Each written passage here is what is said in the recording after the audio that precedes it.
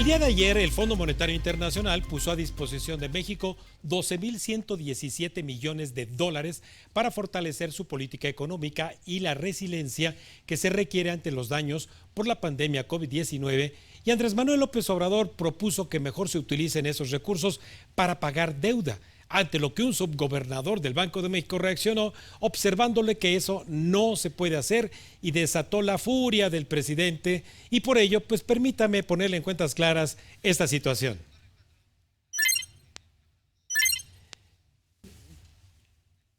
Bien, mire, para empezar, vale la pena recordar que las reservas internacionales que están ahí contabilizadas en el Banco de México suman al día 13 de agosto, que es el último estado financiero, 193.213 millones de dólares. Es decir, una cantidad bastante considerable, pero también muy considerable lo que hacemos nosotros con esas reservas internacionales.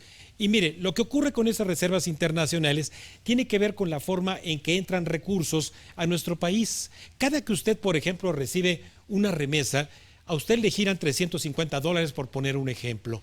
Y quien se hace responsable de entregarle a cambio de esos $350 pesos es el Banco de México. No porque el Banco de México tenga ventanillas abiertas para usted, es a través del sistema financiero que se le entregan el equivalente en pesos.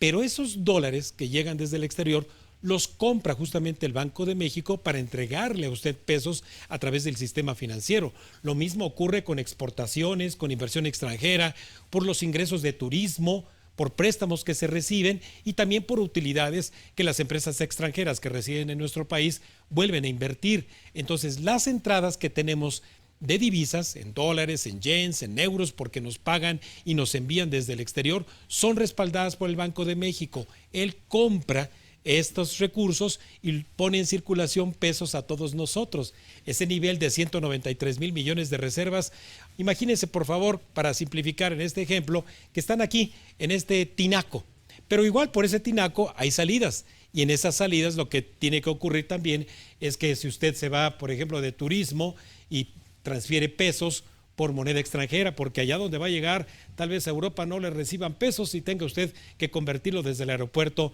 en euros. Lo mismo ocurre si se va con nuestro vecino país del norte. Muchos de esos pagos que se hacen de importaciones y también lo que mencioné de turismo y también algunos pagos que se hacen de inversión internacional tienen que ver con que ahora sus pesos usted los entrega a través del sistema financiero en pesos, de su cuenta de cheques o de un crédito que le conceden para pagar una importación, y quien se hace responsable de respaldar la transacción fuera de nuestro país es el Banco de México, justamente con estas reservas. Así, si usted va a un cajero en Filadelfia, por ejemplo, y saca usted con su tarjeta que lleva respaldada en pesos, saca dólares, quien le está respaldando es nuestro Banco Central, porque esas reservas internacionales no están depositadas ahí en el edificio de Avenida de 5 de Mayo número 2, donde está la oficina central del Banco de México. Están depositadas esas reservas internacionales en más de 500 bancos en el mundo, justamente para respaldar las transacciones internacionales de empresas y de personas como usted y como yo. Esas reservas internacionales ahora se están viendo incrementadas en 12.117 millones de dólares provenientes de este depósito que hizo ayer el Fondo Monetario Internacional. El Fondo Monetario Internacional es una organización de la cual incluso México es fundador allá por 1947 y a las cuales México tiene uso de su pleno derecho como socio de ese Fondo Monetario Internacional, por ejemplo, para solicitar préstamos, como ya lo hizo en el pasado, para, entre otras cosas, resolver problemas de balanza de pagos, de estabilidad cambiaria, problemas que podríamos tener en la cuenta corriente, como por ahí hay algunas historias en 1982 en donde nos quedamos prácticamente sin reservas. El Fondo Monetario Internacional, entonces, ahora nos da la buena nueva de que justamente en lo que introduje, que es derivado de esta pandemia que tuvimos inédita y que ha dificultado las transacciones internacionales y que ha hecho obviamente que haya una falta de liquidez, ahora el Fondo Monetario Internacional dice, a ver, de las aportaciones que todos los 189 países que hacen, les voy a poner a disposición, ¿de acuerdo?, lo equivalente a lo que corresponda a la cuota con que anualmente le entran aquí al fondo. Y esto corresponde a 12.117 millones de dólares que entran directamente a estas reservas internacionales. ¿Qué es lo que ocurre? Que no entran en euros, no entran en yens, no entran en dólares, no entran en renminbis, no entran en moneda líquida, entran en un instrumento que se denomina derechos especiales de giro. Es un estado de cuenta, es un asiento contable donde se compone su valor como si fuera una cesta, en la cual esas monedas que yo mencioné a usted lo que hacen es ponderar, es decir, darle un valor aproximado a la aportación de dólares, de yens, de renminbis, de euros, etcétera, y eso crea un activo de reserva, el Fondo Monetario Internacional, allá por 1969, y lo que ocurre con esta ingeniería financiera que hizo el Fondo Monetario es que lo pone obviamente a disponibilidad de los países que quieran solicitar justamente su apoyo en préstamos, por ejemplo.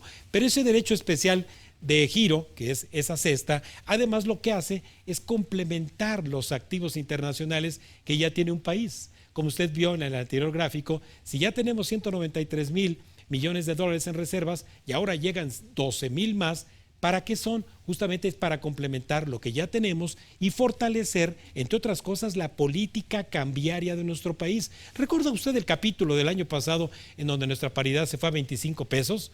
¿Qué hizo el Banco de México? Acordó, por ejemplo, con el sistema de la Reserva Federal de Estados Unidos, intercambios, a lo que denominamos swaps, para intercambiar pesos por dólares para poder contrarrestar la fuerza especulativa que hubo el año pasado en plena pandemia. ¿Qué más hacen los derechos especiales de giro? Bueno, pues lo que hacen es que una vez que se asignan al país, como ocurre en estas circunstancias, esos recursos son a la más baja tasa de interés que pueda haber ahorita en el mercado internacional, 0.05%. Ese 0.05% es incluso 100 veces menor a la tasa de interés a la cual se está endeudando, por ejemplo, nuestro gobierno, que anda alrededor del 5%. Nada más imagínense. Pero además, esos activos no se pueden convertir en líquido. Es decir, como es justamente un derecho, un activo, una unidad de cuenta, lo que hace es respaldar que usted puede en cualquier momento, como Banco Central, convertirlo, sí, a algunas de esas monedas que mencioné, pero es de Banco Central a Banco Central, no es con ningún privado. Esos derechos especiales de giro, tal y como pretende evidentemente la propuesta de Andrés Manuel de convertirlo en dinero líquido para pagar de manera anticipada deuda, no se puede. Número uno, porque el artículo 28 constitucional, obviamente de nuestro país, le da facultades a nuestro Banco Central para poderse hacer cargo, de acuerdo a su ley secundaria, que es la ley del Banco de México, del manejo de las operaciones internacionales y también de algunas otras reglamentaciones que están en esa ley, pero incluyendo lo más importante, proteger el poder adquisitivo de nuestra moneda. Y proteger el poder adquisitivo de nuestra moneda, justamente por ley, le da esa facultad al Banco de México. A ver, ya recibimos los 12,117 millones de dólares, ahí están, y están disponibles para responder a todas esas transacciones que menciona usted en el primer gráfico, sobre todo las obligaciones, que son las importaciones, los pagos obviamente de intereses, los flujos que salen fuera del país. Pero bajo este concepto que Andrés Manuel pues entiende mal, yo diría que más por ignorancia que por conocimiento, es de que no se trata de una alcancía a la cual yo recuerdo mucho de niño, pues de repente le metíamos ahí el pasador, ¿verdad? O un palillo ahí para ordeñar la alcancía y sacarle recursos. No tiene que ver con eso. Esos recursos para lo que llegan, y de acuerdo sobre todo a lo que está ahí en la ley, es para robustecer los activos internacionales, esas reservas, ese tinaco que le mostré a usted. ¿Y de qué sirve esto? Garantizar hacia largo plazo la estabilidad de nuestro tipo de cambio. Qué mejor que ya pasemos por alto estos capítulos de depreciación brusca de nuestro tipo de cambio, que al tener estas reservas envían justamente la señal de que tenemos una política monetaria robusta y eficiente. La mala noticia, evidentemente, desde luego para Andrés Manuel, pues es de que estos recursos, como ven, no los puede utilizar para pagar deuda. Además, si nosotros terminamos por asegurar cuáles son las facultades de nuestro Banco Central, hay que recordarle no solo a Andrés Manuel, sino también a todos nosotros por cultura obviamente propia de saber para qué sirve nuestro Banco Central. Es autónomo desde 1994, lo que hace es proveernos de moneda, todos esos pesos que le mencioné a usted cuando usted convierte moneda extranjera a moneda nacional, y sobre todo procurar la estabilidad cambiaria de nuestro país. Por esa razón es de que, entre otras cosas, Andrés Manuel va a seguir insistiendo en que estos recursos son del pueblo. No le haga caso, no es cierto.